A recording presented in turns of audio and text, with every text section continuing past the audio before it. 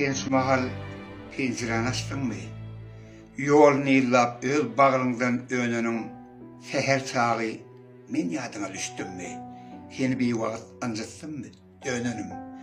Bir akşam giyilenlerin düysünü, alnında duranlar perişan halim, emnigime göre geçip karşına, içkin soranların ahvalım.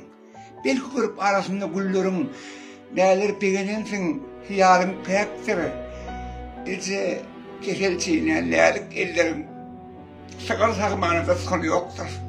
Sokay taraf bolğusuzu hükümün, ah seni karradar katı, bir taraftan İngilizce kakımın, bir taraftan oğulların hayvatı, onu karar sapman dersiz anına, meni kuyuzap mendilleri asarsın, meni yok, barasın senin yanına, sen penakar yılladığına doğusarsın. Sen şu mahal pencereni açtın mı? Yolunu yıllap öz bağrından önünün, yaşı mahal, ben yadına düştüm mü? Seni bir vardan zıttım mı? Dönerim.